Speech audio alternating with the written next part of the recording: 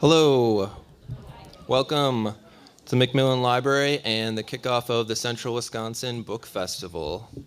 Thanks for coming out tonight.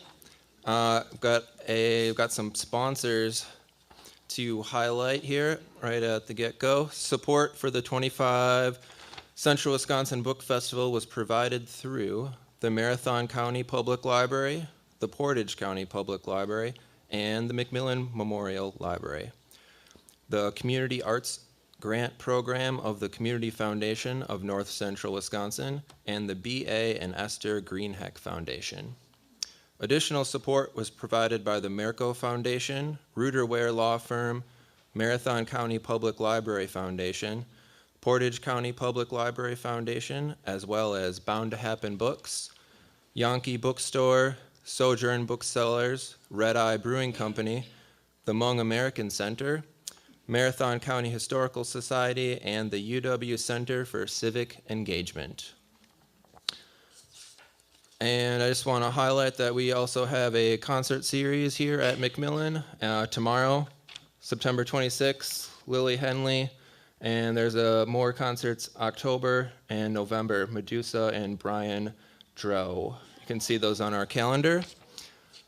And outside on the table, as you're going out, we do have Central Wisconsin Book Festival stickers. Feel free to take one. And a little sheet, if you'd like. We'd love it if you provided some feedback for the festival so we can continue making it better. And now, while you're all here, I'll read a short intro to Michael Perry. He is a New York Times best-selling author, humorist, and volunteer firefighter from rural Wisconsin, known for his warm, funny, and deeply reflective stories of small-town life. Perry has written more than 20 books, including Population 485, Truck, A Love Story, and his recent novella, 40 Acres Deep. When he's not writing or performing, he still lends a hand with his local fire and rescue service and makes music with his band, The Longbeds. Please give a very warm welcome to Michael Perry.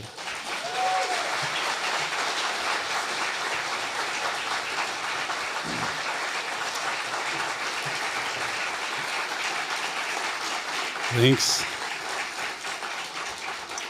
It's good to be back in Wisconsin Rapids, where I was born. I always look for the statue whenever I drive in, but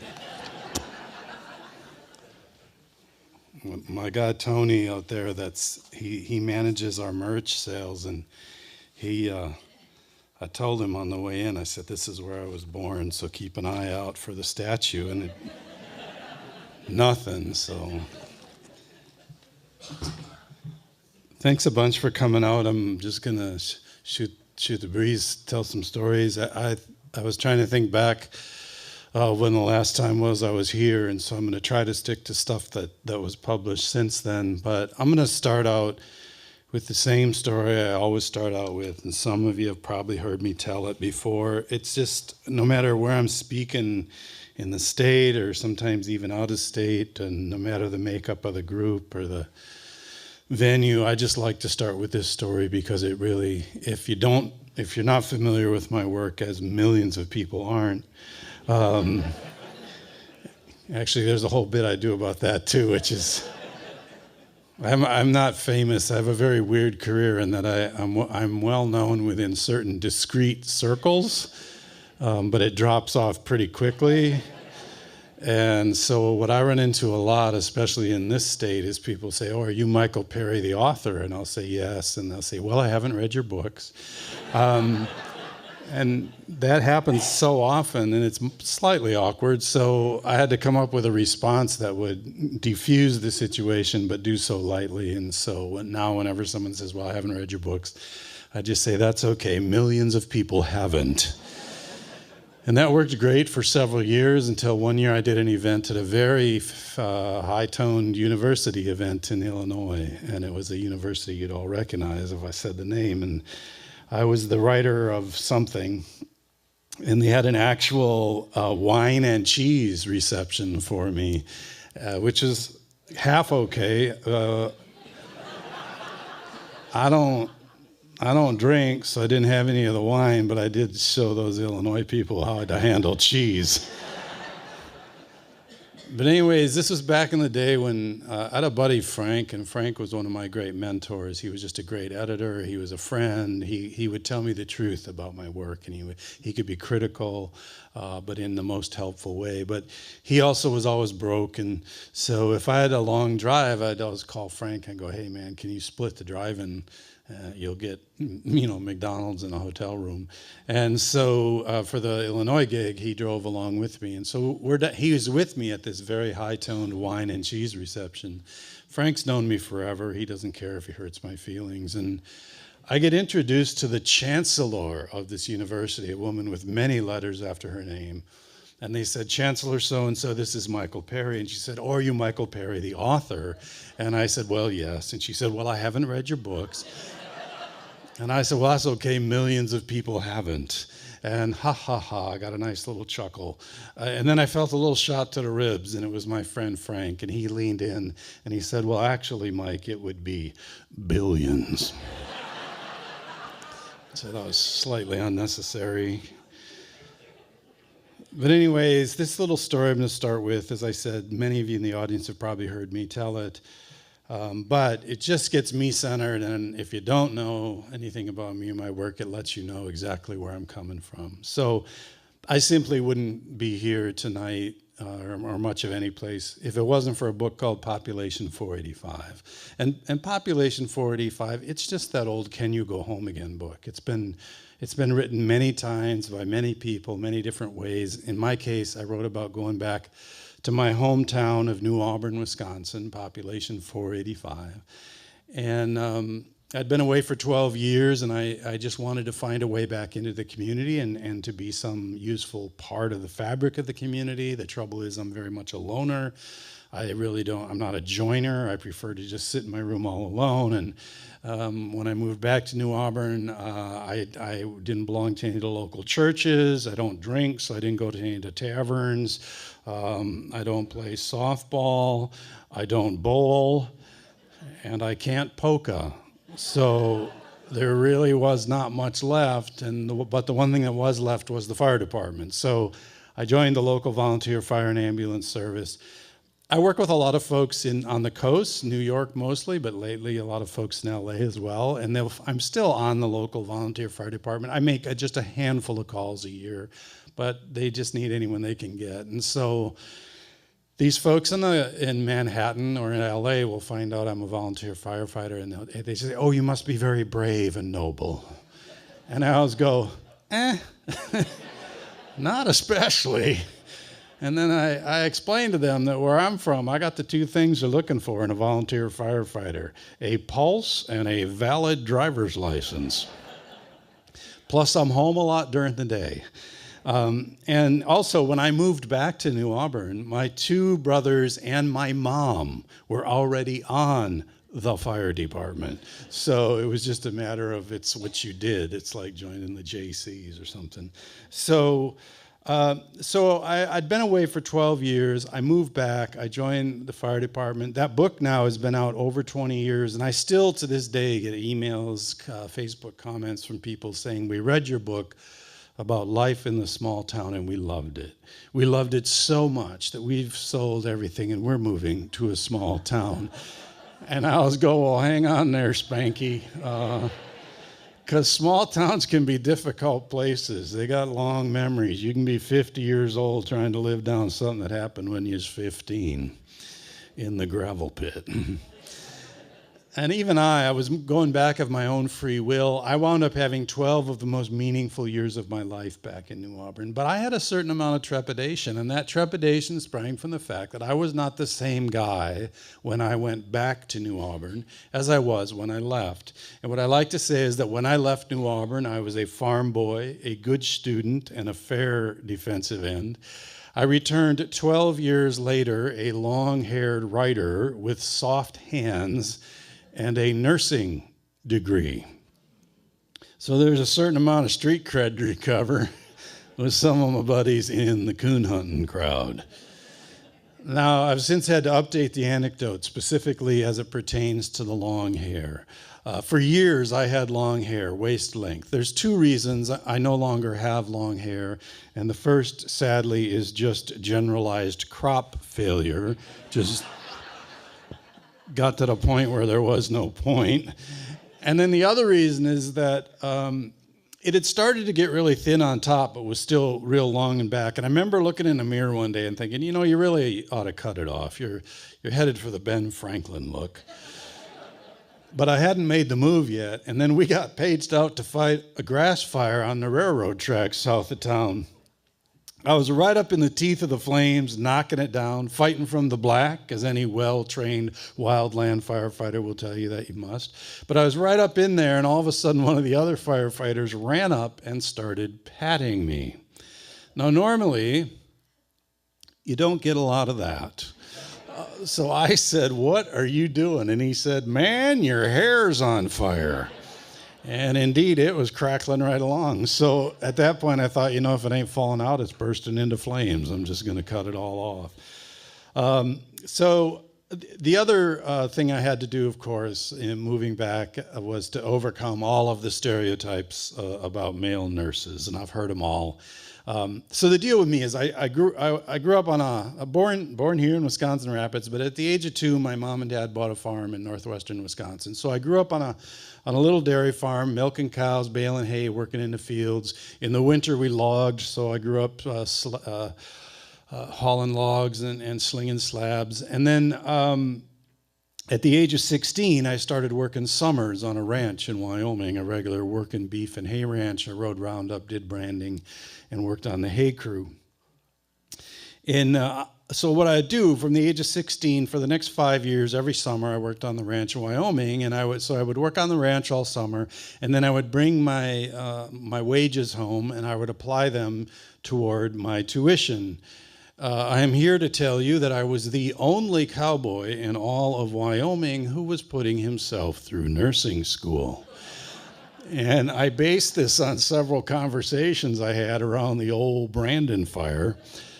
I was what they call a header, which meant we'd get up in the morning, we'd saddle up, we'd round up cattle, we'd spend most of the morning, in the foothills and down in the valleys and gathering all these cattle, and then we'd bunch them up in these remote branding corrals.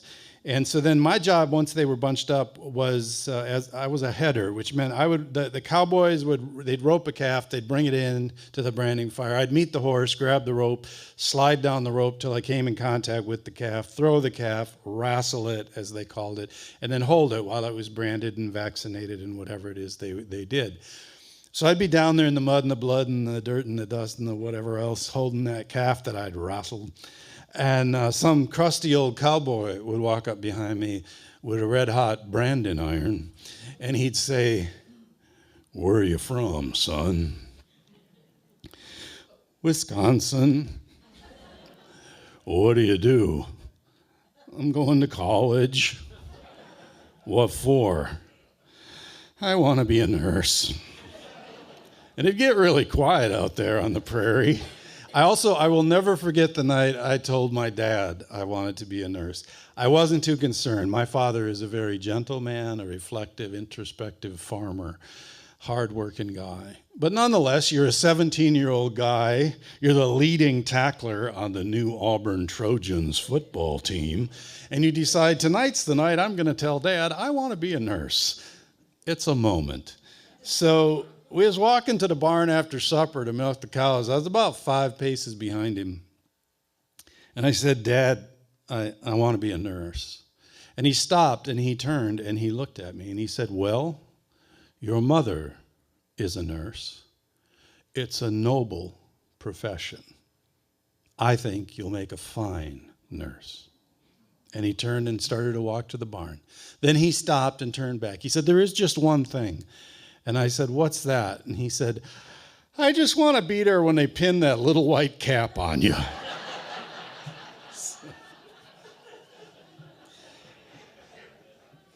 So I get back to New Auburn. I'm just trying to decide, is this going to work? Am I going to find my place back in this community?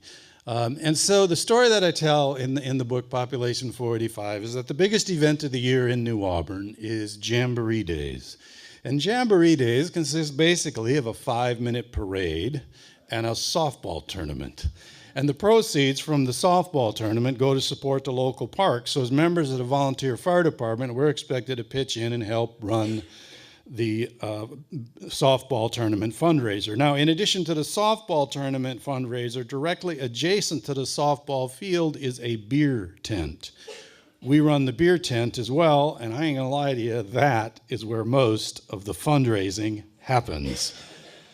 Now, over the years, this softball tournament, has become very popular. And New Auburn at this time has only one softball field and no lights on that softball field. So in order to get all the teams through the brackets, they got to start playing softball at 8 a.m. on Saturday morning. They play all day long until dark.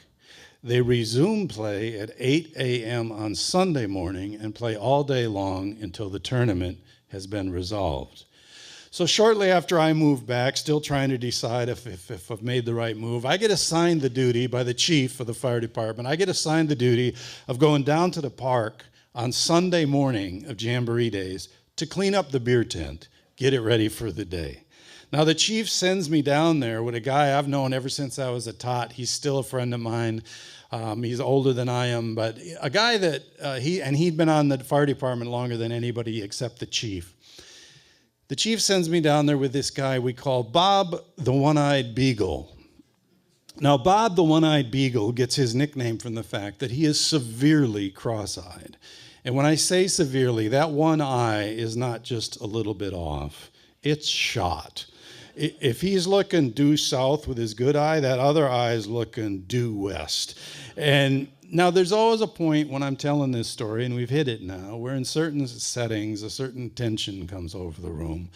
And I've even had people come up to me afterward and say, you know, it's very insensitive how you describe your friend's eye as being crossed. And all I can ever say to them is, he's aware. Like he's checked it out in the mirror and everything from both angles. Plus, he's one of these guys, and you all know your version of this guy. That eye is the least of his problems. This is a guy, he's got one eye, one kidney, and two ex-wives, both of whom work at the only gas station in town. So he's got to run 9 miles south to Bloomer every morning for gas, coffee, and chew, because they ain't serving him at the home place. So don't worry about the Beagle's feelings. So anyways, me and the Beagle, we get down to the park. It's 8:30 a.m. on Sunday morning. We're in the beer tent picking up paper plates and plastic cups and napkins. First softball game of the day is already underway. We're cleaning up the beer tent. This guy wanders in off the street, not a softball player, just a civilian. And he says, "Could I get a beer?" And I said, well, it is 8:30 a.m. on Sunday morning, but Beagle, you've been on the department longer. You make the command decision. And the Beagle says, well, I guess there's no law against it. And so he goes around behind our little makeshift bar there, and he draws the guy a beer, and he sets it down. The guy hands his money over, and he raises that beer to his lips, and he's just about to take a pull at the foam when he hears the crack of the bat on the softball field adjacent, and he freezes. Then he looks. Then he brings his lips back in line with the beer, which has not moved, and says, "A little early in the morning for softball."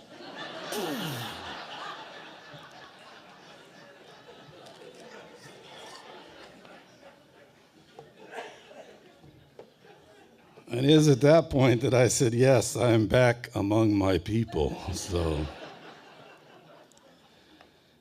So about, I guess it's probably 11, 12 years ago now, I started writing a column for the Wisconsin State Journal called Roughneck Grace. And I wrote that column for 9.5 years. If I have time later, I'll tell you a little story about that. But 9.5 years, so I had a pretty good collection of these columns. And so since I was here last, we've published, I think, 3 or 4 collections of those columns. And I'm just gonna, the one collection is called Million Billion, and I just want to read the introduction and then one piece. And I want to read it just because I'm a freelance writer, so whatever I'm doing, whether it's a novel, whether it's a memoir, whether it's a novella, whether it's nonfiction or fiction, whether it's an essay, whether it's a voiceover, whether it's a script, none of it happens if I don't sit down all alone and write. So I do think I'm still a writer, but I've always been uncomfortable with that phrase because of my background and how I was raised. And so I just, in the intro to this collection, Million Billion, I try to explain. I've always tried to be a writer with a small W, which is to say I work at it never assuming the world is clamoring for my wisdom. Writing a weekly column is a good antidote to creeping pretensions of that sort. You constantly have to ask yourself if you're saying anything new, if you're repeating yourself, or if this week, maybe instead of your musings on the meaning of life, folks would rather hear how neighbor Denny caught the litter bugs. The schedule also doesn't allow for a lot of lingering revision. You just got to get it done and get it in. That's been good for me too. It's like writing as calisthenics as opposed to artful indulgence. This is the first piece in the book, called Aunt Mabel. The funerals having lately come one after the other, I had sworn an obituary moratorium, but when Great Aunt Mabel died last week, I knew I'd have to note it. I can't do justice to her 90 years other than to say, boy, she didn't waste any of them. Born up north there in the township of Madge near Sorona, she commuted to a one-room schoolhouse on wooden skis made by her father. When her school teacher ordered instruments from the Sears and Roebuck catalog, Mabel and her 3 brothers formed a family band, and a love of music would be central to her life until the end. In fact, she met her husband Robert at a square dance in the Sorona Town Hall, and they danced until Farmer's lung took him from the dance floor in the 1970s, and for good in 1982. As a teenager, she spent summers thinning rutabagas and picking potato bugs in the same fields as German prisoners of war. She also helped on the home farm, where her chores included egg collection, a task she dreaded for all the pecking she endured. By way of revenge, for the rest of her life, every time she ate at a restaurant, she ordered chicken.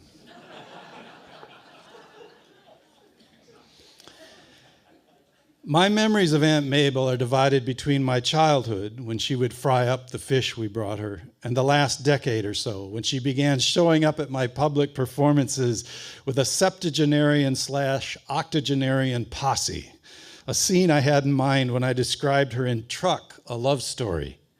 Aunt Mabel, 80 years old and currently charging off to every cultural event within a 50-mile radius of Spooner, Wisconsin, usually with a carload of restless contemporaries. They were something to see, this permed squad rolling up in a minivan with Mabel at the wheel, ready to encourage me during and razz me after. It was lovely to be made to feel like a kid at the school recital again in the very best way. Right through her final decade, she really was up for anything. When my brother asked if she wanted a ride in his 2-seater airplane, he hadn't even finished the question before she was headed for the cockpit, walking cast notwithstanding. Same when my brother-in-law offered her a ride in his ATV. Same when someone offered her a ride on a snowmobile. I share this so that when I tell you one of her dearest hobbies was sewing hot pads, you don't think she was just quietly whiling her time away. It started with a few made as tokens of thanks for helpful friends. Then she began donating them for fundraisers, Christmas food baskets, and assisted living facilities. The week before she died, she finished hand sewing the border on her 8,000th pad. There was a stack of the final batch at the back of the church, and after the service, we were invited to help ourselves. Over time, Mabel's reputation grew so that people brought her all kinds of fabric prints, from calico to comic. I chose a pair decorated with fire helmets for my firefighter pal Mills, John Deere logos for my collector neighbor Tom, And for my daughters, based on their favorites, one with cats and one with cowboy boots. This is just the thinnest gloss on a long, layered life, and a gloss over the stretches that weren't so blithe.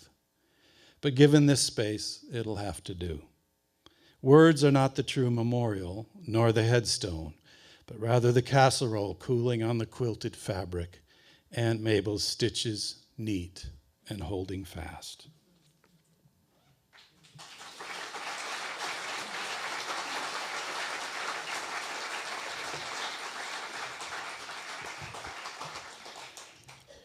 I did another collection of these columns called Hunker, and I'm going to read two of them now. Let's see.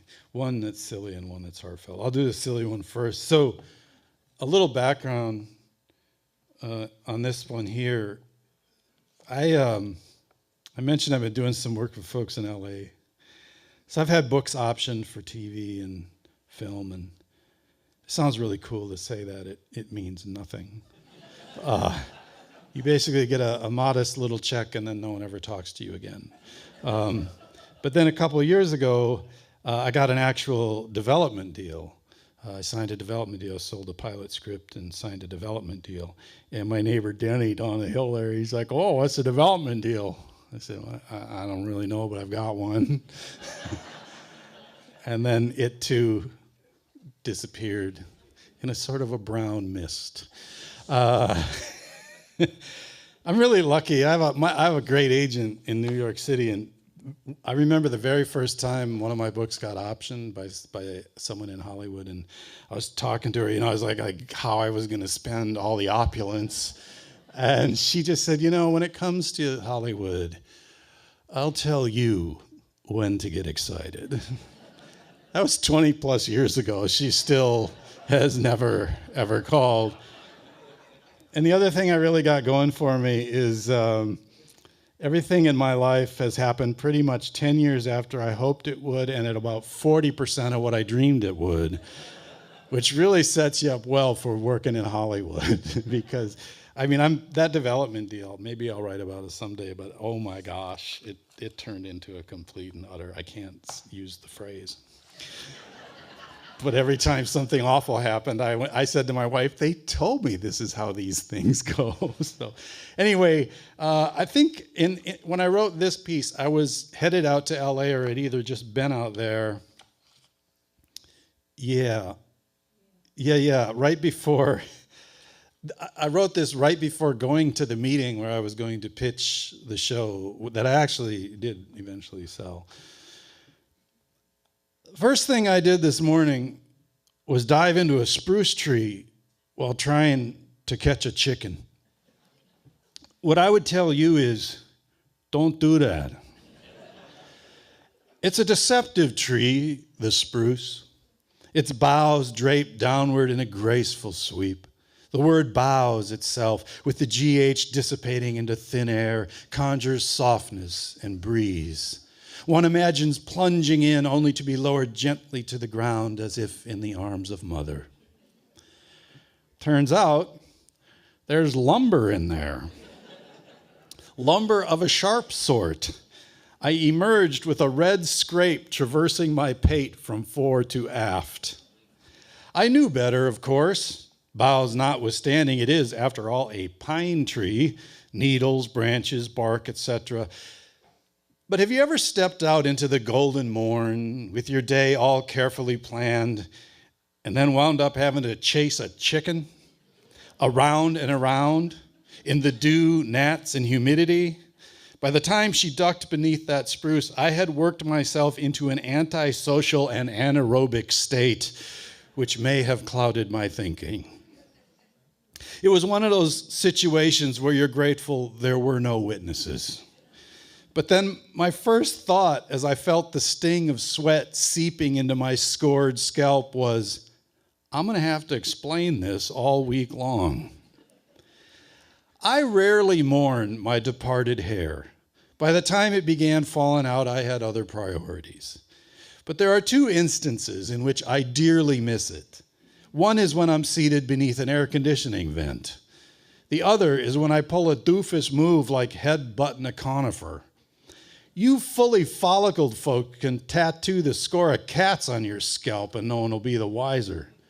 But let me forget to duck for the furnace or craniate an open cupboard door, and the whole world reads the story on my dome. I first realized this back in the freshly bald days when I gouged my head on a protruding roofing nail in my garage. Later that week, 2 different people asked how I hurt myself. I was baffled until they pointed at my head, and I realized my clumsiness was inscribed for all to see.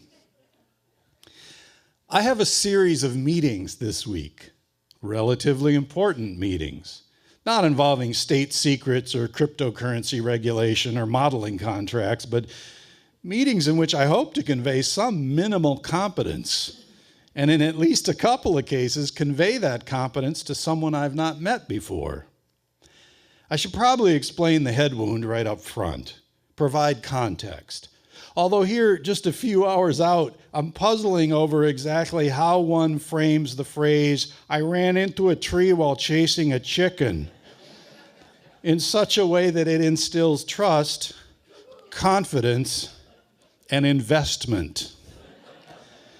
There is some irony in the fact that one of the meetings is related to intellectual property.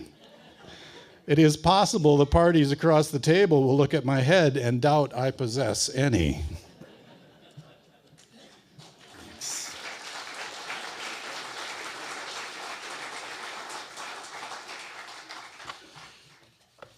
So I don't know if it was probably true way back the last time I was here, but I wrote a book quite a while back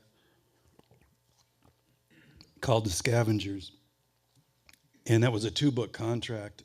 So in other words, I signed a deal to write the sequel before I even wrote the first one. And boy, everybody's still waiting. But I also signed a contract to write a book about fathers and daughters. And I got started on that book and had made some pretty good progress, and then had to just give it a pause out of respect to one of my daughters. So that book, I'm back to working on it now. I hope I've quit even hinting when it might be out, but I would like to finish it. But this piece right here is for a piece I wrote for my younger daughter, and I think the only thing you need to know is there's a reference in here to K-pop, and I'm an older dad. As a matter of fact, the last time when my elder daughter was a senior in high school, I was at the volleyball game cheering for her, and the woman next to me just said, "It's so lovely of you to come out here and support your granddaughter."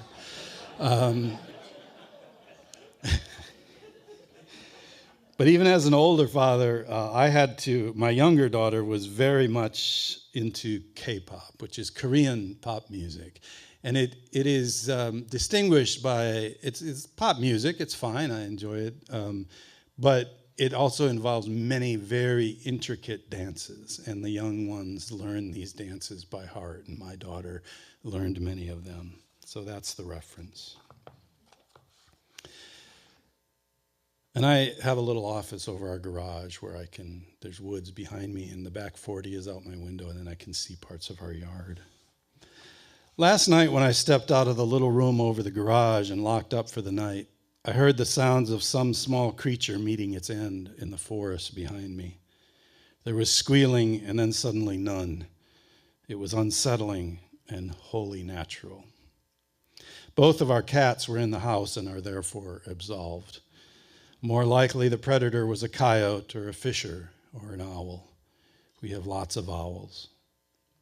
Unsettlement has been a recurring theme across a wide swath of public and private life lately. This is not all bad. Off and on this year, I've been reading Nassim Nicholas Taleb's book, Anti-Fragility, and based on my lightweight understanding, living through unsettled times prepares us to live through unsettled times. So wow, I guess we've all been getting a lot of practice running in a circle on the same rug. There is some relation between anti-fragility and hormesis, in which a small amount of a toxin or stressor strengthens us against the same. A lot of your anti-fragile hormesis fanatics lift weights for just this reason. I myself have dabbled. My back felt stronger, but my unsettlement was not cured. I will get some bigger bricks. If you're the critter who became dinner out there in the snowy woods, you are uninterested in my thoughts on hormesis. If this past year has kicked the slats out of your family, your job, your heart, you don't need some typist rattling on about fragility. I thought of that when I typed the words, "This is not all bad."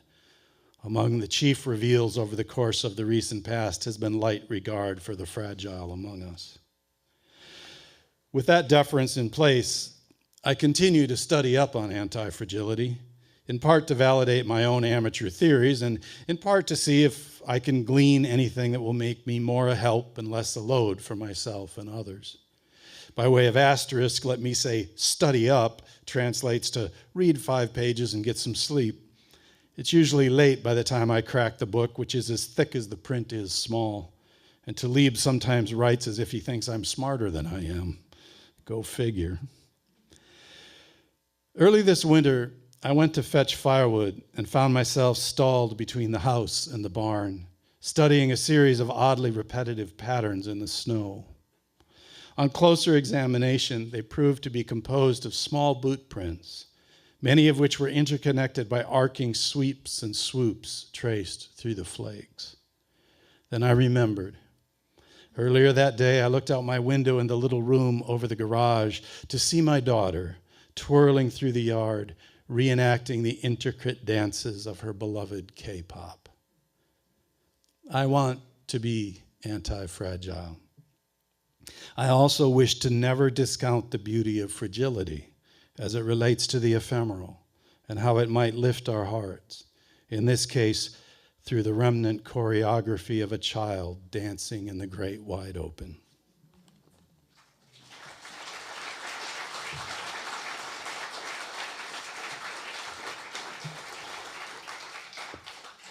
I think I might have read from this the last time I was here, so I'll just briefly mention this one, and I do a little chicken-themed reading. I wrote a book called Montaigne in Barn Boots, which was about the French philosopher Montaigne, and some say he invented the essay, and there are academics who have built entire careers parsing just one of his essays, whereas I was reading him on my iPhone in my deer stand. And I thought, well, definitely the world needs to hear from me on Montaigne.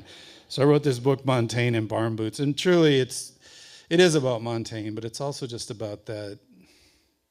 Probably the toughest chapter in here for me. Not by tough, I don't mean it was any grand struggle, but that was just hard to get right and to try to convey what I was really feeling. There's a chapter called Roughneck Intersectionality.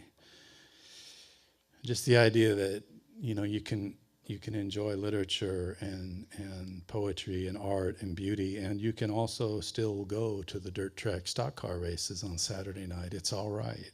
And so part of me was just trying to, it's called Montaigne in Barn Boots because an amateur ambles through philosophy, because I was just trying to somehow say, we don't got to divide up over these things. Clearly, I changed everything. But anyways, one of the things I loved about Montaigne is that he's very forgetful, and he made me feel so much better about myself. So this is just a quick little excerpt from that chapter, a chapter called Confound the Fool. This morning when I fed the chickens, I noted their water was drawn low and so set to replenish it by opening the valve on our rainwater reservoir. This homemade system collects runoff from the granary roof and is rigged together with reclaimed and repurposed items from the secondhand rain gutters to the industrial poly tank that used to contain I know not what, but has so far not caused humorist drumsticks or glowing yolks. Due to the scavenged design of the system, combined with the fact that it is completely gravity-powered, I always feel environmentally pious when the water gurgles out the hose. The feeling evaporates, goes up in steam and curses, in fact, 30 minutes later when I leap from my desk upon realizing that I never closed the valve. Sprinting across the yard, I arrived to find the tank drained. Specifics of the subsequent soliloquies shall remain a secret between me and the feathered critters, all ruffled up and clucking at my outburst like church ladies who just caught the pastor peeing in the punch. Here is the exponent to my anger, the thing that speed ratchets me past crestfallen and straight to incandescent, the item that truly launches my rage rocket. In that bucolic moment, when I was topping off the feeders and reflecting upon the earth-loving gurgle, I made a mental note to myself. Don't forget to shut it off. I tell myself this because I am forever forgetting to shut it off. And then, in the 6 seconds it took me to return the feed pail to the bin, my mind wandered, my feet followed, and I went tripping la-di-da back to the writing room, leaving the tank to exsanguinate. 300 artisanally curated gallons, currently percolating down valley where the neighbors will run it through their sump pump. And I did the exact same thing last week. Grandma always said I was a tad drifty, and I've been proving her right all my life. There was that time in college I pulled the front wheels off my Plymouth Duster to work on the brakes, and Mom called me to lunch just as I was finishing, after which I proved you can make it through 2 stop signs, 3 right-hand turns, over 5 miles, and up to 56 miles an hour before the left front wheel pops off because the lug nuts are back there in a pile on the shop floor.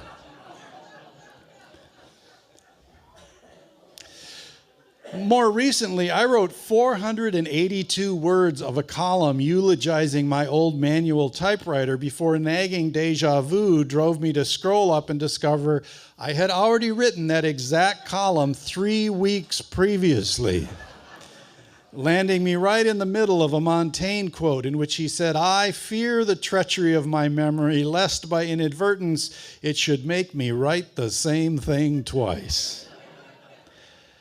In Montaigne's time, memory and intelligence were seen as one, and the phrase, "he has no memory," meant he is stupid.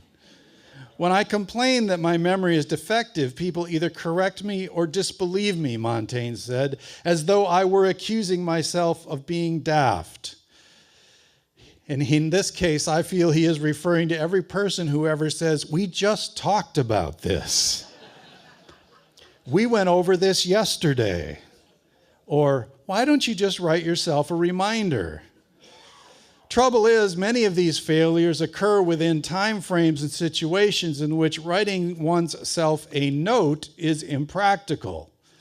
In the category of driving off with things on my car roof, I count 1 wallet, circled back and found it in the Culver's drive-thru, celebrated my good fortune with a second order of curds.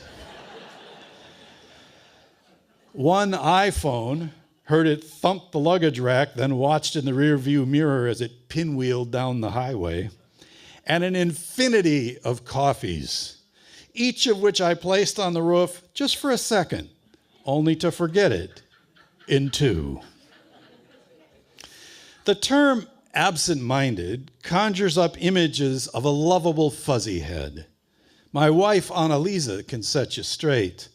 It is a grind to live with someone who asks the same questions over and over, who goes out to sort the recycling and winds up at the library, who can't abide an extraneous apostrophe but dreams blithely past the screen door that has leaned against the siding for weeks. Apart from the frustration, Annalisa is 10 years younger than I, and I worry sometimes that she's just biding her time, gathering the evidence necessary to place me under professional supervision. One day when I was loading book boxes and music gear into my van and running late as usual, I kept reminding myself not to forget the cash box, then took off and made it 40 yards up the driveway before I realized I forgot the cash box. Slammed her into park, ran back for the cash box, jumped into the car and shot out the driveway, only to find my way blocked by the van I'd left idling less than 60 seconds previous.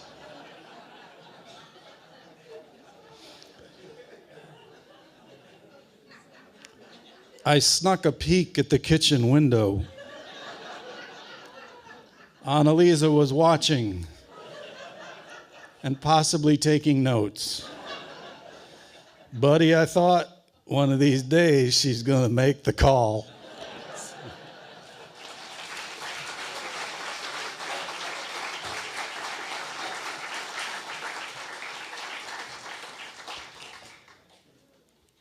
So I have I can do an hour of just what it's like to deal with folks from New York City and LA.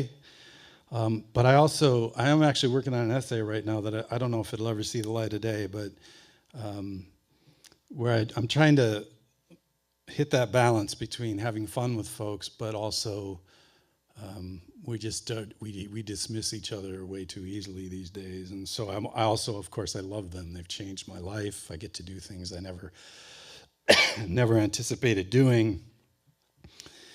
My publishers, and they've just given a kid who grew up cleaning calf pens in rural Wisconsin a life that he never anticipated.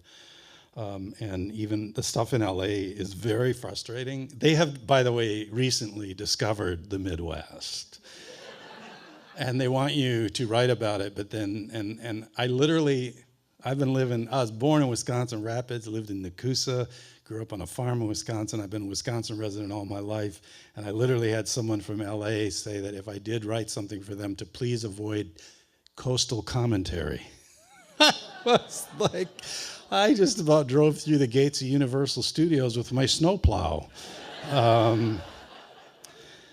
They want us, but I don't think they're ready to deal with us. But anyway, it's actually much lighter than that, and I very much enjoy it. But occasionally, there's just stuff that isn't going to work with them. And I did a little novella called 40 Acres Deep, and it started out,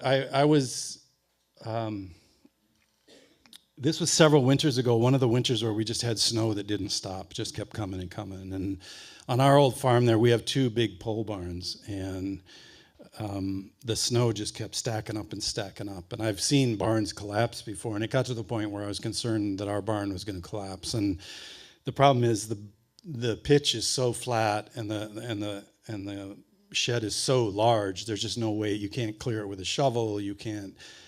I tried a lot of different things. None of it worked. And the only thing that works is to take 2 torpedo heaters and just start burning kerosene. And but I've got 2 of these sheds, so I would have to burn for a while here and then go to the next, going back and forth. And it was about 4 a.m, and I was out refueling and moving, and I was pulling a torpedo heater through the snow, and it tipped over, and I fell over, and there's kerosene leaking, and I was sweating and angry, and I was cussing.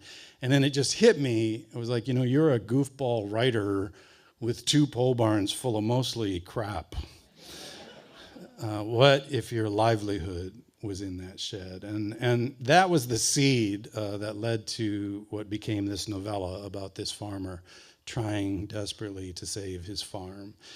And I wrote it and then sent it to my agent in New York, and as you've already discerned, she's very forthright with me. And sent it around to a few New York publishers, and there was no interest. And I don't present that as a complaint. I understand. They just don't know what to do. First of all, a novella, which longer than a short story, shorter than a novel. And then a very, very unrelentingly dark story about a farmer desperately trying to hang on to his farm. So we self-published it. That's how I got started, and just did it ourselves. And this thing has sold thousands of copies, and it's in like its 4th or 5th printing. And I don't say that to brag. That, believe me, if I had done this book with HarperCollins, it would have sold a lot more. But it's just an example that some stories just need to be crafted on your own and presented in your own way, and the audience finds them. You don't find the audience. So I'm just going to read a couple of excerpts from this. So I'll just dive in. Harold had come to consider the accumulating weight of snow on the farmhouse roof as his life's unfinished business. Daily the load grew on his heart, his head, the creaking eaves. There had been no blizzard. The flakes had fallen through stillness and hush, inch after inch, then foot after foot. With no wind to whip or drift it, the snow simply settled, forming marshmallow abstractions of whatever lay beneath. He thumbed a peephole in the window frost. Every pine tree was capped, every outbuilding banked. The bulldozer beside the machine shed looked as if it were coiffed in meringue. Only the oaks broke the motif, their bare branches arrayed as fossilized veins against the sky. She died a month ago, and he hadn't plowed the driveway since. In the old days, someone would have showed up by now, noticed the lack of tracks, waded through the drifts to knock on the door, waited just long enough not to be nosy, checked in just soon enough to be neighborly. The old days. He had come to despise the phrase. 3 words like hard candy gone rancid on the tongue, the taste of futile yearning, a cold soup of curdled memories, a toothless wine. As a child, he loved listening as the old-timers shot dice around the coffee pot down at Peterson's implement. 30 years later, after all the farm bankruptcies finally pulled Peterson's under, the new generation of oldsters stood in a sad huddle at the auction, nursing convenience store cappuccinos and shaking their heads at things these days.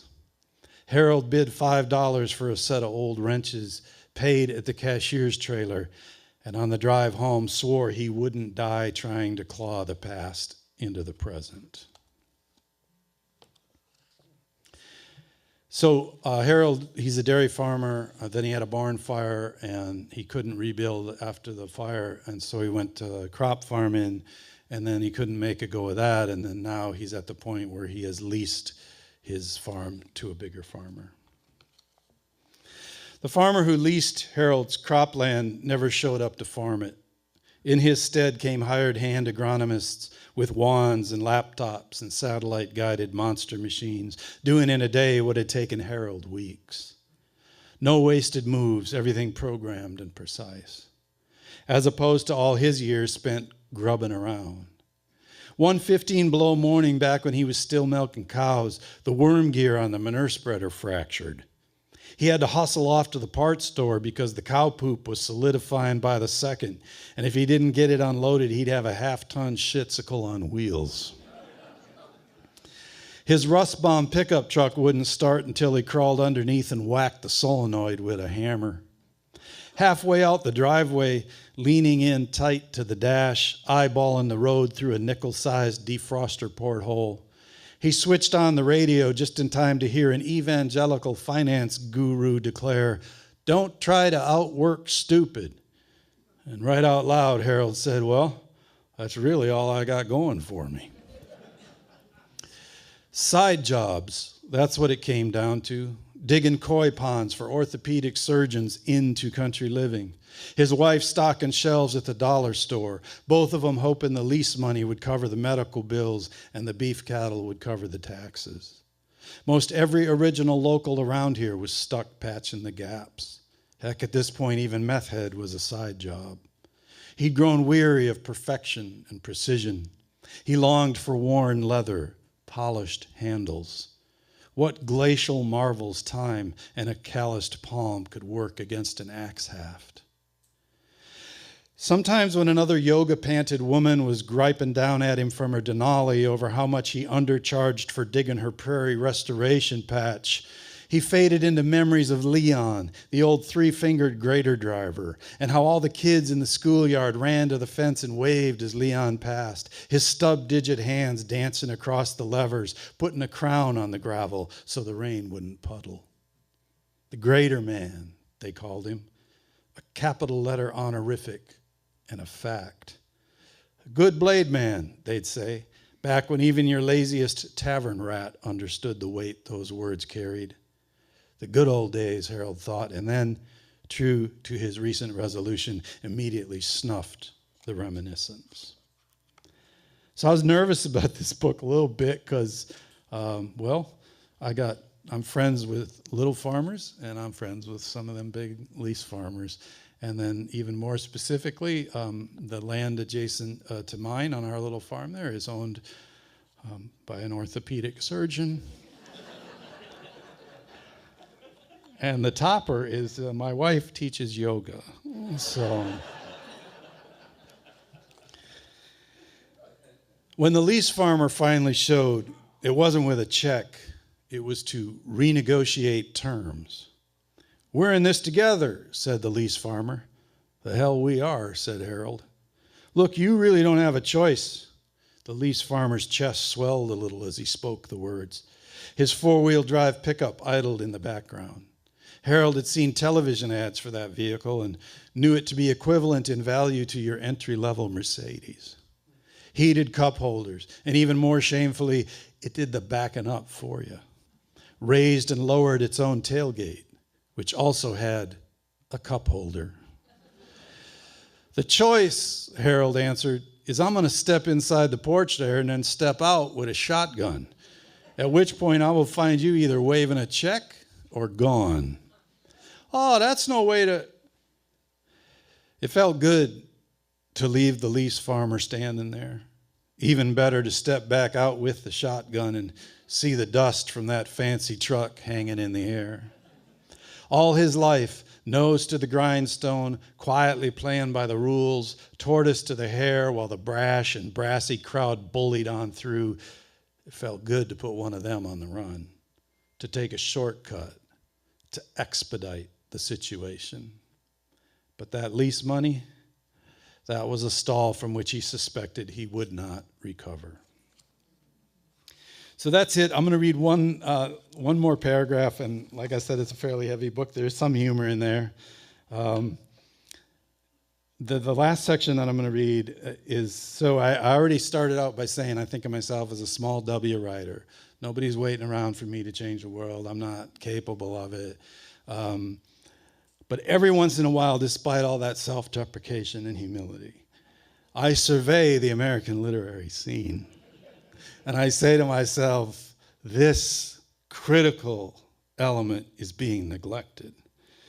And as I survey the American literary scene, I realize that no one, not even the cool kids, is getting 4 or 5 reviews in the New York Times or the London Review of Books.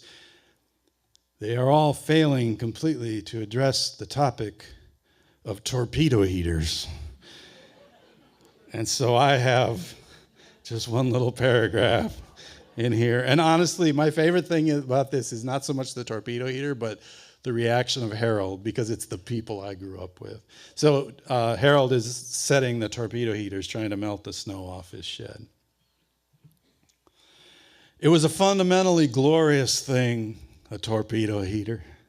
Loud and basic and atmospherically transformative. It even sounded hot. A blow dryer scaled up to set the curls on a woolly mammoth. He could never really explain why items of this nature gave him such pleasure. His raising, he supposed. It was why he loved old pickup trucks, a good knife, a bolt-action rifle.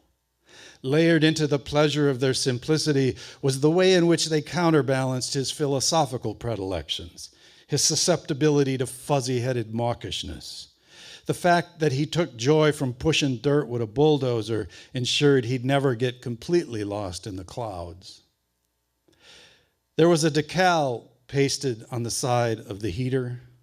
It featured a single declaration, bracketed in red exclamation marks. Never leave your torpedo heater unattended. "Huh," said Harold, and headed for the house.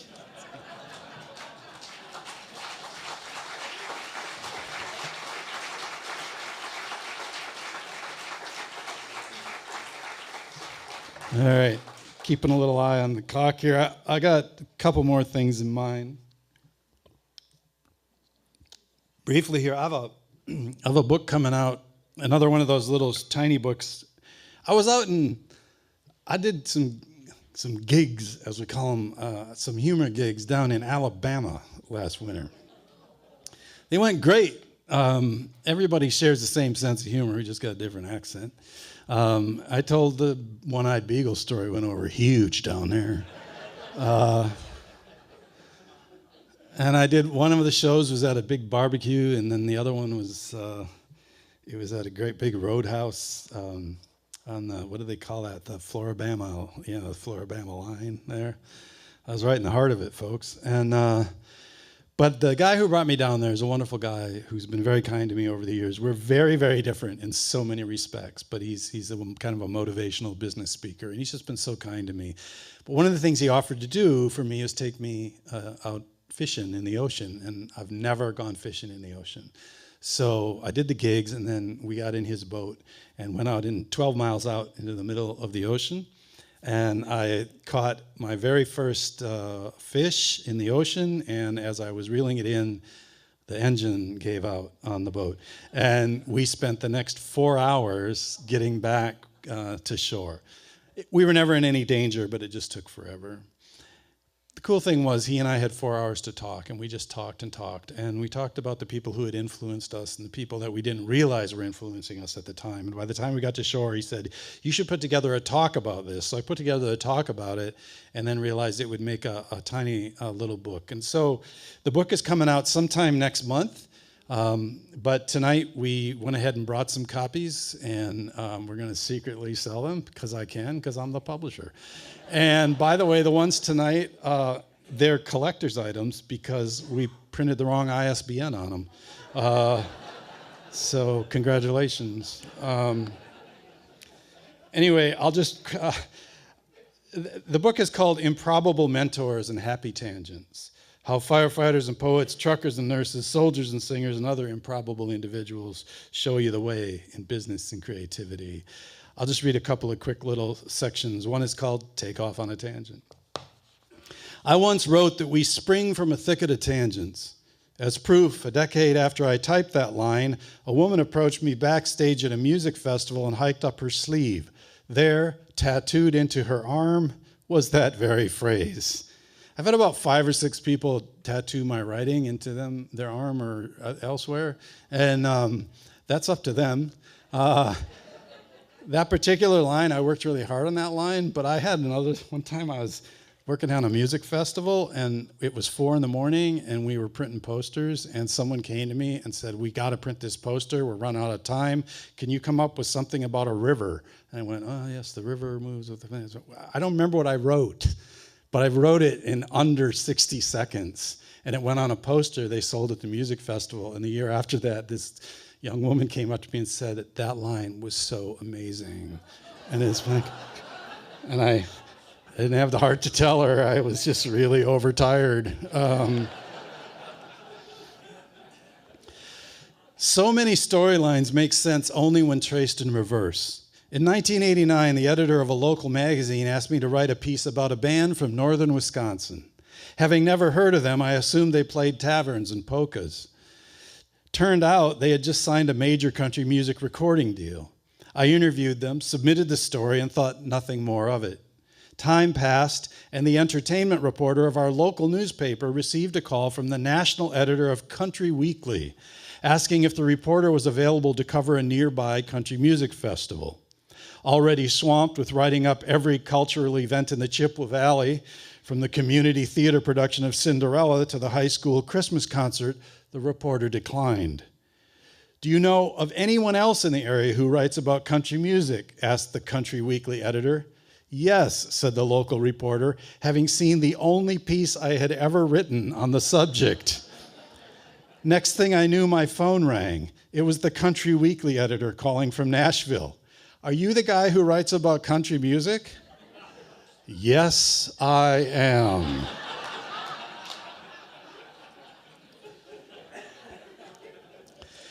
The assignment that followed, a simple 300-word report, led to decades of writing about country music and musicians in general, and the business side of music.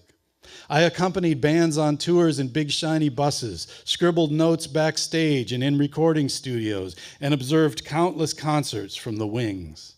I profiled famous artists and non-famous artists, but also the bus drivers and truckers hauling the shows down the road. I interviewed studio hands and guitar techs, roadies and managers, and anyone connected with the process. For a good decade, culminating in my interviewing country superstar Tim McGraw for a Men's Health magazine cover story as he ate kale salad in a makeup chair, roughly half of my income could be traced back through a thicket of tangents sprung from that one time I thought I was going to write up a one-off on a polka band. Oh, thanks.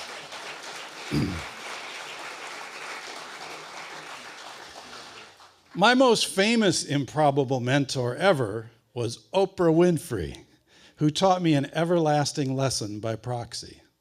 This was back in the era of her monstrously successful daily television show.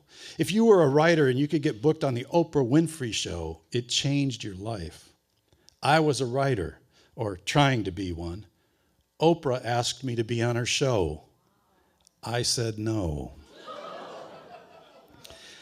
Late one night in the early 1990s, I was driving through the northern Wisconsin darkness when my headlights illuminated a body sprawled on the road. I pulled to a stop, hit the flashers, grabbed my rescue kit, and ran to the body. It was a man, bloody and unconscious, breathing raggedly. I cleared his airway, applied oxygen, and stopped the bleeding as best I could. It was a long time before the ambulance arrived and took him away. A few miles up the road, I stopped at a small gas station to wash my hands. I'd been wearing rubber gloves, but one of them had torn and there was blood on my finger. I scrubbed it with soap and water and went on my way. The next day, a sheriff's deputy tracked me down. The man had died. "Any chance you got blood on you?" the deputy asked. "I did," I said, at which point the deputy informed me that the man was HIV positive. At that time, any mention of AIDS often triggered jokes, condemnation, or fear, or a combination of all three. Facing a year of testing and hoping to dispel some of the mythology and admitting I was scared, I wrote an essay about my experience from the viewpoint of a rural EMT. The essay was published in Newsweek. This was a big deal for me. I'd never written for a publication anywhere near that size. The week it came out, I got a call from one of Oprah's producers. "Oprah loves your essay," gushed the producer. "She wants you to come on the show and talk about it." My heart ticked up a few beats. Me on the Oprah show. This could be my ticket. I'd be going nationwide. Oprah could shine a bright light on this important issue. On a less idealistic level, I also knew how many people in New York City publishing world watched Oprah, hoping to discover the next great book idea. How could they resist me? "We're doing a show about heroes," the producer said. I felt the sand hit my gears. My excitement dropped a notch. I wanted so badly to say yes. I was a struggling, self-published writer, hungry for any break I might catch. This was the biggest of the big leagues. "But it's not a piece about heroism," I said. "It's a piece about AIDS, not just being a big city thing, about trying to educate myself about it. And I'm nervous, not brave." "Well, we think you're a hero." I just did what I was supposed to do. Even as I said it, I knew it was a cliche, but I meant it. Same as if the person didn't have AIDS, and I didn't even know he was infected until after the fact. I'm happy to come on the show, but I wouldn't be comfortable coming on the show and being called a hero. And then there I was in my little apartment, holding a phone with no one on the other end. Oprah's was an efficient crew. I figure by the time I placed the headset back in that cradle, that producer had drawn a line through my name and was already dialing the next available hero. It's okay. No.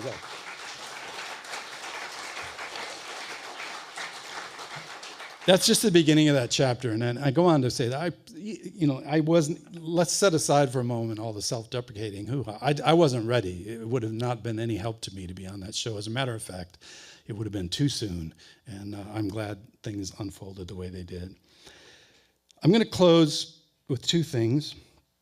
One is just an anecdote, and then the last will just be a very brief essay.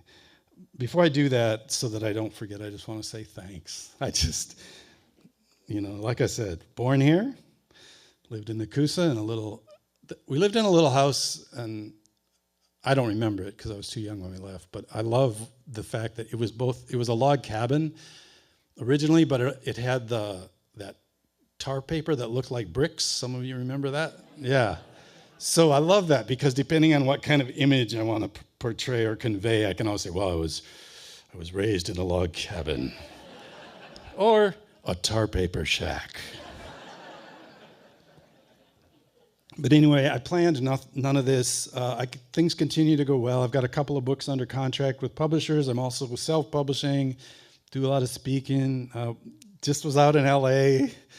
It's so fun. I got nothing on the line, so I'm pretty relaxed. Those folks out there are really high-strung. I'm pretty relaxed about it. If something good happens, great. If it doesn't, we're fine. But I'm just so grateful. The fact that you folks there's a million other things you could be doing tonight, and I do not take it for granted. And I don't know how to say it without making it sound cliched, but I truly don't. And my guy Tony's with me tonight. He's a friend of mine forever. And I remember the last time I was here, it was all I could do I was hauling all my own books and everything in, and it's just continued to slowly grow. And now Tony comes along with me. He's my merchandise manager. And I just can't do it all myself anymore. It's still just me and him in a 2002 Toyota van. I mean, and the back hatch didn't open today, by the way. So it's easy to say, to stay grounded, but I'm just so grateful. And so thanks for coming out tonight. When I'm done with the anecdote and with the essay, I'll hang out there as long as you like. Of course, I have books for sale, including that early release one with the wrong ISBN, but all the right words. But also, I'm just happy to say hi if you want. I do have, I am self-employed, and I do have one daughter still in college. Matter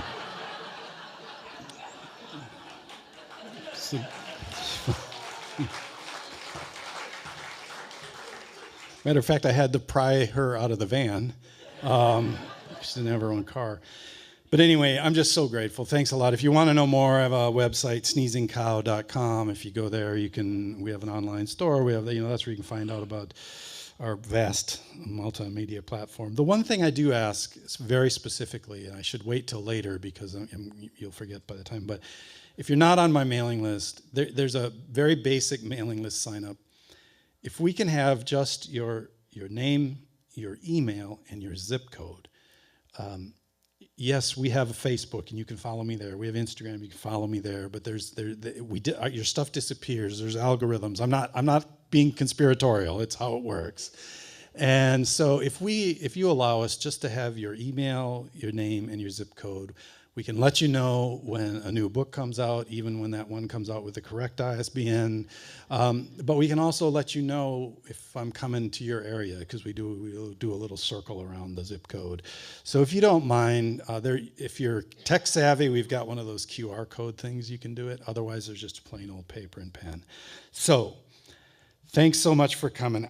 I wrote that column called Roughneck Grace for the Wisconsin State Journal for 9.5 years.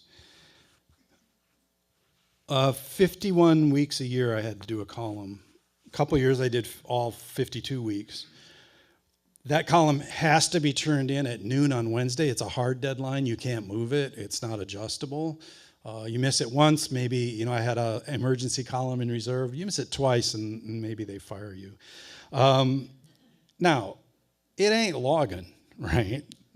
But still, 51 to 52 columns a year due every Wednesday for 9.5 years, they don't just flow out of you. And I remember about 5 or 6 years in, someone asked me, they said, well, is it hard to keep coming up with ideas for these columns? And I said, well, yeah.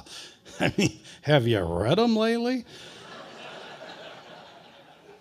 And so then they would say, well, how do you keep coming up with ideas? And I said, well, a lot of times I just wait for one of my brothers to call. And everyone gets a nice chuckle, but it's actually true. And so the story I'm going to tell before closing with the Roughneck Grace column is an example of a time when my brother absolutely saved my bacon and gave me a column. So I was at my desk. It was Wednesday. I had 2 hours to go till the hard deadline. I got nothing but false starts. I'm getting the cold, prickly failure sweats. My phone rings. It's my brother, John. Now, my brother, John, is a bearded, backwoods-looking fella, and matter of fact, lives in a tiny little log cabin he built himself. I've written about this in the book, I believe, Truck. When I say it's a tiny log cabin, I'm not speaking figuratively. If you step through the front door, immediately to your left is a homemade wooden table. If you then proceed in a clockwise manner around the complex, it's homemade wooden table, stove, sink, refrigerator, hot water heater, washer, dryer, wood stove, chest of drawers, bathtub. There's a little rug in the middle of the room. You can stand on that rug and pretty much run everything. He sleeps in a little loft up in the purlins there. You will notice from my description, he has running water and electricity. However, the bathroom is located in a separate structure about 40 yards back in the brush. Tiny little building with a peak roof and a crescent moon cut in the door because he's a classicist. So the other thing, and I'm trying to push through a little quicker than usual tonight because of the time and respect to you. He had been a bachelor well into his 30s. As far as we knew, had never even been on a date. The one thing I should tell you also, his only vehicle is a dump truck. He's one of these jack of all trade guys, right? He's got the dump truck, the equipment trailer, skid steer, backhoe, log skidder, bulldozer. He's got his own sawmill. He's a sawyer. He reloads all his own ammo. He's a better shot than I am. He wanted to be a pilot, so he got his pilot's license. Then he wanted airplanes, so he bought an old airplane. He tore that down, put it back together.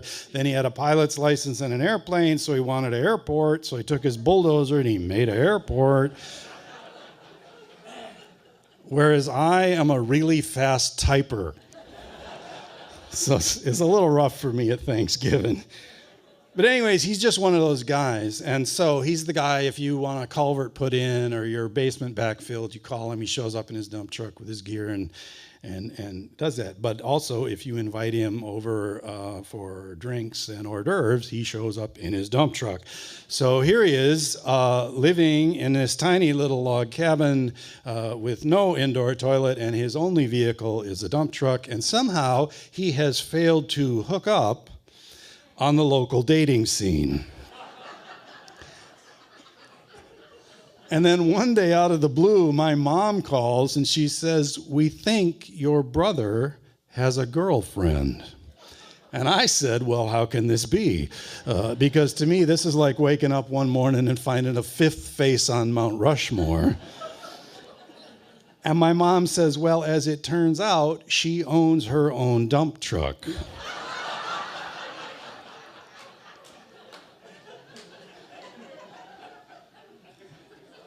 Now, the longer version of this story is in the book Truck, but the highlights are, my brothers and I have one other brother, we are your classic stoic Scandinavians. I don't want to talk about my feelings, and you can't make me. I accidentally wound up being a memoirist who has to talk about his feelings, but in general, we just stay out of each other's business. If there's trouble, and unfortunately we have had more than one opportunity to prove this, we are like a rock. We come together. But in the interim, you do your thing, I'll do mine, we don't bother each other. And so this woman with the dump truck, again, I'm really shorthanding it, but they start dating.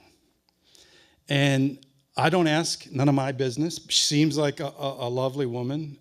Beautiful dump truck. Big, shiny red Mac. Finer than any piece of trash he's ever run. But anyway, it's none of my business. I don't ask. But one day, I have to borrow a logging chain. So I drive out to where my brother lives. I walk up this little trail through the jack pines to his cabin. I find him down on all fours pouring footings for a tiny little addition. And I said, "What are you doing?" And he said, "Putting in a bathroom." And I thought, oh, ho. But none of my business. But of course, so I just hang out. Well, a couple months later, they announced they are engaged to be married. It turns out she has agreed She's agreed to marry him. She's agreed to move into this tiny little cabin. She's agreed to sleep up in the purlins. But she insists that before they get married, he must install an indoor toilet. Now, as the brother who had been in many relationships up to that point, all of them complete train wrecks, I took him aside and I said, well, you see, this is how it starts.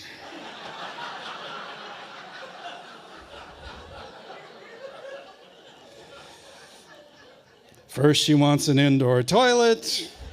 Where does it end? But anyways, they got married on a Saturday morning. She basically said, you got to have the toilet in before the wedding.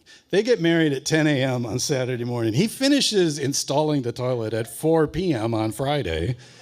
He picks up the phone, which is right next to the toilet, because so's everything. And he calls her basically to say, the toilet is in, the wedding is on. He gets her voicemail. As only my brother can, he goes, yeah, I got a message for you.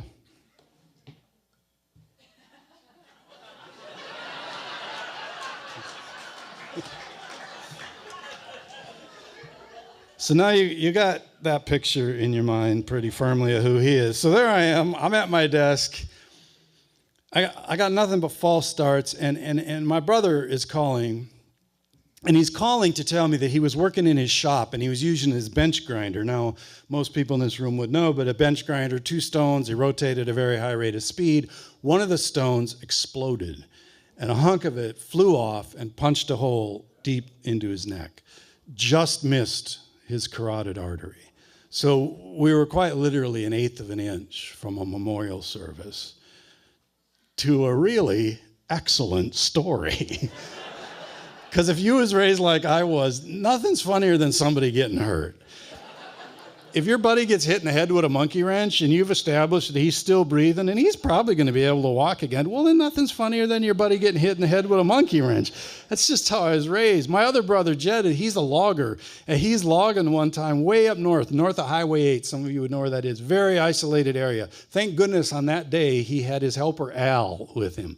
And my brother had felled this big tree, and he was walking up the trunk, limbing it. He got to the top, he turns around, he walks back. When he gets to the end, he steps off into the snow, and it was one of those winters with a lot of snow, and he misjudged the depth of the snow, and he kind of over-rotated when he stepped off, and there was a little sapling there that had been cut off at an angle, and he drove that sapling through his neck and out through the back of his mouth. And of course, the blood just came pouring out, and as he said, yeah, I figured that was it. And so he jams his hand against it, trying to stop the bleeding. And he said his helper, Al, was there. He said, Al's going, what do I do? What do I do? What do I do? And my brother says, well, start the truck. So Al hauls him down Highway 8 to Rice Lake, Wisconsin. They take him to the hospital there. They can't handle him there. They put him in a chopper. They fly him to Eau Claire, down to Mayo, to the trauma center. Well, oddly enough, once they get him there, they find out there's not a lot they can do. The bleeding has stopped. He's managed to miss the serious stuff. And you don't even suture a wound like that. It just creates a pocket for infection. So there wasn't much to do, but because of the nature of the wound, they put him in the ICU overnight for observation in case he would throw a clot or hemorrhage. His family, his wife and little children were up north, so I was much closer to the hospital. So I spent the night in the ICU with him in that chair, next to the bed. Now, my brother's a tough nut. He's a tiny little guy. He's one of those wiry little guys you see in a small town and your first thought is bar fight. So he doesn't need my help, but nonetheless, he's still my little brother. And I would wake up in the night and I would see him there in the half light of the ICU and I'd feel a little pang of tenderness. I hope he's going to be all right and he's my little brother. Morning comes. The very first person to visit is one of our knuckle-headed cousins who stops at the end of the bed looking at my brother who has suffered this horrific injury. And my cousin says, well, you're going to be able to stay underwater forever now that you got a gill.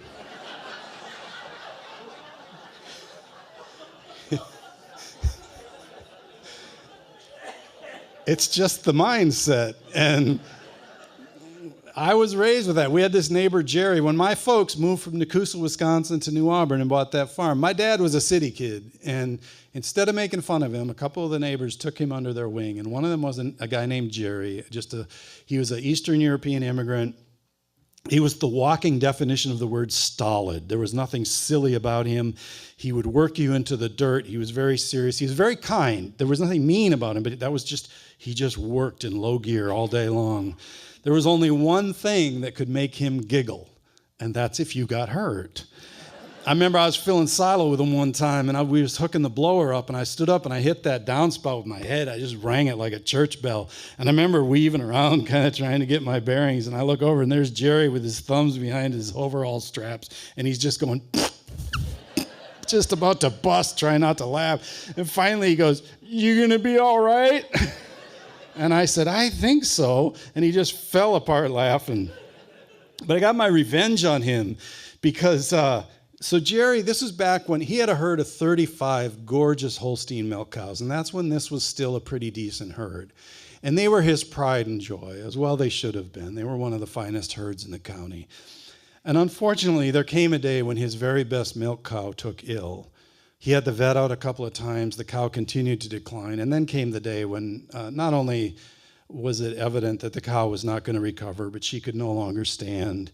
And she was furthermore in pain, discomfort. And so he called my brother Jed, who also had cows and understood that this was very difficult. And he asked what you did in those days. He said, "Jed, can you come over, bring your deer rifle, and just put this poor cow out of her misery?" So my brother Jed comes over. He goes up in the manger with the rifle. He dispatches the cow. Well, now you got to get the dead cow out of the stanchion and out of the barn. So my brother backs a tractor up to the barn door, and he runs a cable from the back of the tractor to the cow, and he takes a hitch around the cow's one hind leg, and then he gets back on the tractor and very slowly, I mean, honestly, trying to be respectful, just very slowly starts drawing this cow out of the stanchion.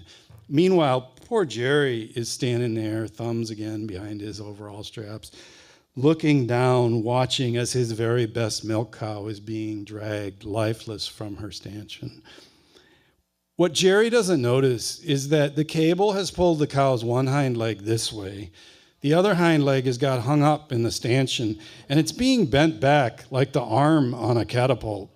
And when the hoof cleared the stanchion, it whipped around and smashed him right in the kneecap. So he's now bouncing around on one leg, tears streaming down his face. My brother stops the tractor, says, "You gonna be all right?" And Jerry says, "I think so." And my brother says, "'Cause I got one more shell."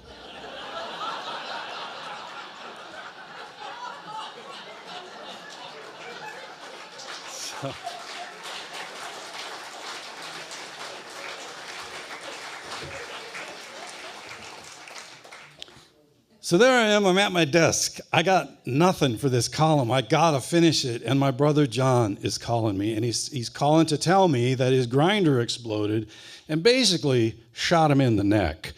Or as he said, "Yeah, got me right in the gozle." I hadn't heard the term gozle in years. It certainly never came up at nursing school. So I said, "Where are you calling me from?" And he said, "The parking lot at Farm and Fleet."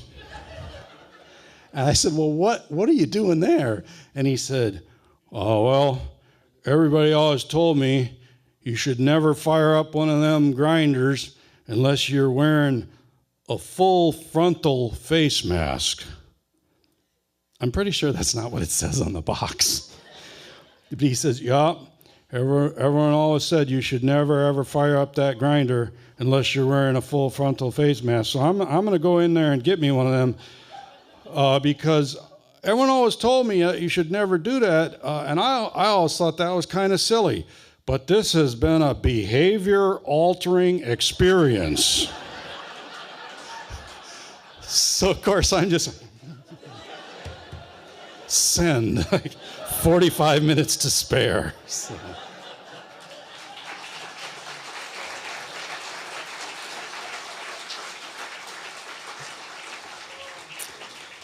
All right, thanks so much for coming. I'm going to close. I have one more collection called Peaceful Persistence, and I just want to close with the last piece in that collection, and it's the piece the title comes from. Thanks again for coming out. Lately, I've been leaning pretty heavily on The Healing Day, a song by Bill Fay. It's a gentle number, somewhere between lullaby and hymn. Fay was 69 years old when the song was released, and it's a good thing because it's a piece whose proper delivery requires some prior living. I've known some fine studio hands, and auto-tune is a wonder, but you can't chef up empathy. Fay sings as if he's smoothing a child's brow. It'll be okay, he sings, barely above his breath, his voice acknowledging the darkness all around, even as he breathes his belief in the light. I hear it and think of the times I've sat on the edge of my own child's mattress, doing my best to soothe the small creature when thin threads of dread hung above the bed. How many times do we hold our children close under the guise of comforting them, when in fact we're clinging to them as if they were the last buoy in a cold sea? The Healing Day lands on my ears as an unanswerable conundrum. The flat-footed, clear-eyed, wind-burned part of me knows no song so fragile, sung by a voice so frail, can withstand, let alone overcome, these hard-hearted days, or the vicious fools among us. You would do just as well to block a bulldozer by propping a blown glass ornament against the blade. And yet I accept the comfort of the song, because the comfort is real. It is ephemeral, but then in the big picture, so are bulldozers. Every battleground, sings Fay, is a place for sheep to graze. 9 words acknowledging the damage we humans do ourselves, conveying the implication that some of us will not survive or escape unscathed, but allowing that one day the blood and dirt will grow up in pasture. It's the perfect image. No animal grazes unless it feels safe. For 40 years, my dad raised sheep. Fay sings his song, and I see those sheep flocked and cropping grass in the mist. Last night in bed, I read a pair of Wendell Berry profiles. Berry's 85 and still working his dozen acres. Less than before, but then he's got plenty of labor banked. I found myself growing impatient with some of his insistences. Not because I think he's wrong, but because I don't see how enough of us can be Wendell Berry. Because I don't see how a couple tending 12 Kentucky acres is a credible bulwark against, let's go ahead and run the tracks off this metaphor, the bulldozer of consumer demand and simple venal greed. The disciples are outnumbered. But there was something in Berry's words that plucked a harmonic in my subconscious. It took me a bit, but after I snapped the bedside light off, it came to me. I was sensing the interplay between Berry's words and Bill Fay's music. Both men understand the battle is pitched against gentler folk, but peaceful persistence is its own reward. It isn't a matter of winning, it's a matter of dignity. Be at peace with yourself, sings Bill Fay in another song, and at the edge of sleep I recite those words against the universe, hoping my children will hear them. Thanks so much for coming tonight.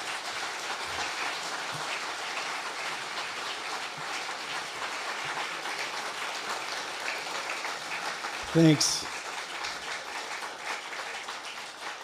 Thank you. I'll go out there. The biggest thank you I forgot. Thank you to the library, to all the volunteers, the folks behind the scenes who work to pull these things together. All I got to do is show up and tell stories about my brothers. So thank you so much.